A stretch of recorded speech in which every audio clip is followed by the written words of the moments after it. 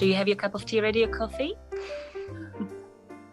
Well, apart from Christmas being around the corner, we're wondering how everyone is doing towards the end of a year, and how this past few months have been on your relationships. We've just been talking about, before we came here on live to be with you, we've been talking about how in a relationship, how important it is to have that time together, but also time apart to consolidate what has been going on, and also to find a moment to take a deep breath and be in a relationship with yourself. Because I think what has been happening is that we haven't had much chance to do that.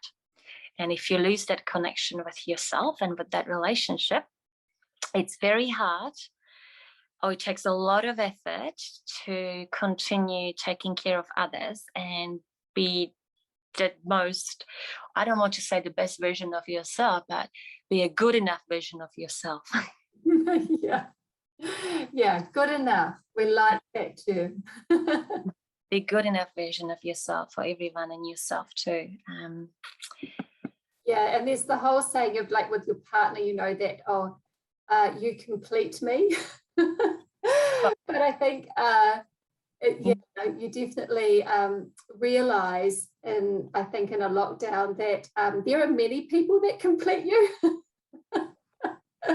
That it's that the love is deep, but also the connection and need for connecting in with your friends and your family, your sisterhood, whoever and whatever that is just super important as well, and how that enriches you, and also can uplift you in those moments that you really might be getting too closed in with your own thoughts as well. It can, I think that's the one thing with a lockdown, or with being at home with babies, and you're often just with yourself as an adult, and that as well can take you deep into thoughts and your psyche, and it can be challenging, and sometimes you need to reach out, because it can weigh in. And I think lockdowns meant that even more for some. I think this all will affect people in a different way. I think it also depends whether you are an extrovert or introvert, and what is it that you need to feel good about yourself, and to be in that relationship with other people around you. I've just been I've started listening to a book that it's about marriage, and it is called Empowered Wife. And it's I like this title. I'm right at the beginning, but it's really confirming some parts of what we already know, and that is how important it is to actually be happy with yourself first, and don't seek that like you say, your other half makes you complete. Well, does it really? Perhaps your other half is actually the half inside of you that you need to connect with first. And if that makes you complete, perhaps then you can be in a healthier relationship with other people around you. And I think this can be really emphasized, especially now, if we feel insecure in some areas, or our relationship with ourselves isn't as healthy. Or needs a bit of work on. I mean, everyone does need a bit of working on this. I feel that's my opinion. Well, it's a constant, right? That's constant learning and evolving. And you can just feel like you have this incredible couple of days or something, and you just go, oh wow, and then it's like, ooh, wait a second. And I think one of the things for me that's been happening more recently is I've been sitting really gently when those days come as well, with just going, it's a day like this today, and not trying to analyze too many factors, but just really slowing down to see how I'm feeling and what it's going to mean for me going forward in the day, with what I can cope with and what my needs are. I'm, you know, I can sit here and say that though, because I have a, you know, a 12-year-old at home, not a 2-year-old. So I know that some parents have talked about that need for space, and I've really encouraged them to find that, to name their needs, and to have that space that they need. And some parents, you know, it became so close, so you know, that they felt like they couldn't take a breath without their children being right up in their body, in their space. And I think in those moments, you know, it's okay to say, I actually need to just be with my body right now, and you know that you have that distance and you can have those breaths. And if it means stepping outside the glass sliding door and, like you say, Jana, smelling the flowers, or just taking in some outside for yourself, Yeah. and asking if your partner's around for that support, do it. Do it. You mentioned that, you know, naming it is really important. I think you really need to recognize what is it that you need and know it and really name it. But that doesn't end there. You actually take this action to do it, and not just once, but it has to become consistent if it's to become something that is nurturing for you. I've noticed that over the past few months, I have found passion for running. And that's been absolutely wonderful, and it's helped me to really get into my body and just feel good again. But I have noticed lately that, you know, there's that real tiredness and exhaustion coming, and my husband is really tired as well, and that can lead to a bit of a, not bickering, but, you know, frustration with each other too. And I've noticed, when I reflected on this, that I haven't been taking care of myself by going for runs for a couple of weeks now. And I can see how it's spiraling now, because it doesn't take much. It can be 15 minutes, but it can make a huge difference. But you need to do it. You have to take charge of this, and you need to do it for yourself. And yes, then you're role modeling how important it is to stay healthy too. And it doesn't have to be running. It could be just stepping out of a door if you can't leave your children. Just close the door and say, Mummy's just having, you know, a moment now.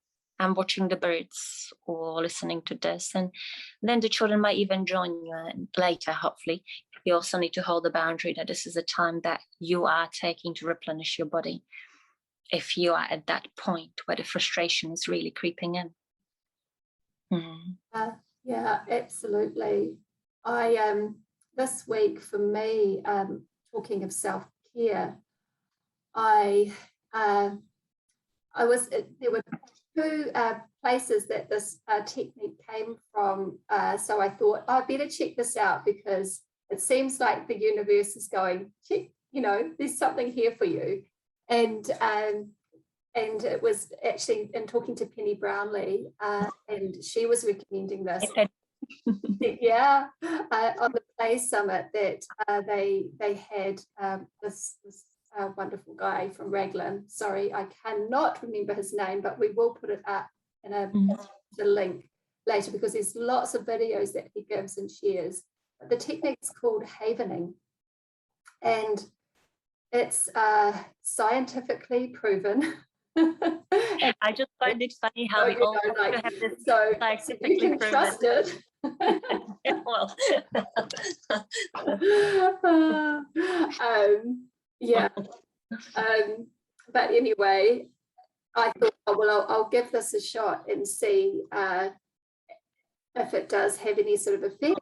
And it really did for me. It was, I mean, they use this technique for trauma, and it does have, it does create a change neurally in the response. I think in the sense of a shift in what is sort of stored with trauma or anxiety in the amygdala, the part of the brain, and so it's putting you into the sort of the delta frequencies, which are the really low frequencies, you know, for like that when you're in sleep as well. That's that really low vibration, and so you're basically putting yourself into the state, and through that you see him do therapies where people release trauma. But he was saying that for self-care and around anxiety or pain,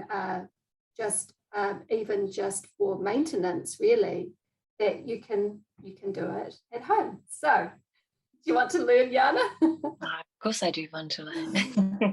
So havening. Bring it on. It's about skin. It's about sensory receptors, basically, and their link neurally. So the three areas that they focus on is your arms, and so from your shoulders you go down to your elbows, and it doesn't matter how many times you do each one, but this is the first one. And I did it when I had just a singlet on, and it was beautiful with bare skin. So I can recommend that as well. So this one, and then it's the hands. We all know the value and the importance of these beautiful hands and the energy. So it's rubbing back and forth. You can do this if you want to as well. This for me seems quite rhythmical. Yeah. And then the other is the face. So they do recommend washing your hands. But from the forehead down.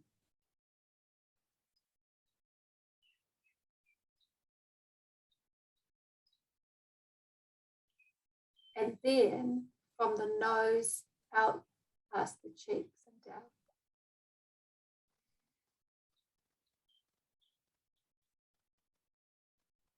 And then you just repeat the cycle.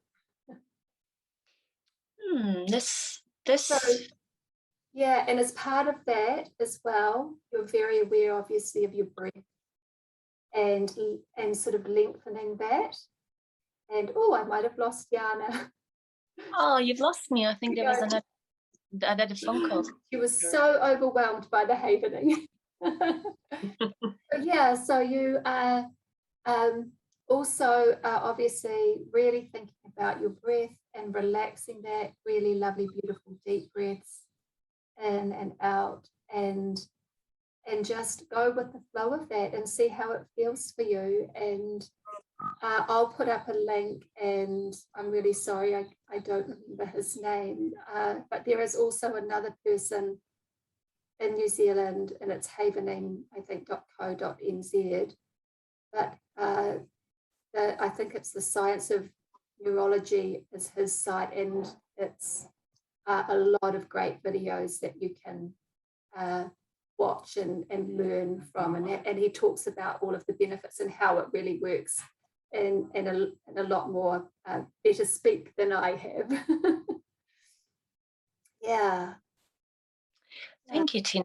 It felt really nurturing, but what I've also noticed is it makes you feel grounded, because when there is a sense of anxiety or worry, or all these feelings keep coming, you're in a different phase, in a different realm, I suppose. So this brings you back to your body again. So if you're too much in your head or in your heart, and emotions or your thoughts are taking over, this is a way of realizing actually there's still that skin that contains it all. And in a way, it's a feeling, isn't it? It's the touch, which is very reassuring. But it gives you a sense of boundary too. Absolutely. And I think many of us are missing hugs right now, right? And closeness with others. And, you have the power to give yourself that hug with this as well. That's what I sort of felt. I went, this, and in the way that feels really good for you, so it's, you can, it's really interesting. He talked about just, what's good for the pressure for you in those moments as well. So, yeah, I think these sorts of things, and, especially just the slowing down and being as well in those moments. I did that yesterday with the classes, just that being and seeing time, slowing down, really noticing what's happening for you and your body, and also what's happening for your children. And that is something that, you know, it can be guided, but really it needs to be regular and guided by you, because it helps you to cope, you know, with the next moments in your day if you just take that opportunity. Yeah. All right. Well, I think we may leave our friends with this, to find that relationship with themselves and maybe find a way of connecting and grounding, finding that touch that feels good. Yeah. And the early morning sun at the moment as well, with bearing some skin in the safe region of the day for just starting to build up your vitamin D levels as well. So, you know, that exposure is important, but the earlier in the day, the better. And the same for your children. So naked running about from everyone, you know, is a healthy thing. Some of you might find it hard if you've got neighbors really close. But yeah, it really is great, you know, around the 9 to 10 a.m. sort of mark, or just, you know, pre-burn time, but really, really healthy, everyone. Okay. Well, let's go outside. Yeah. All right. Well, your Friday and your weekend, everyone.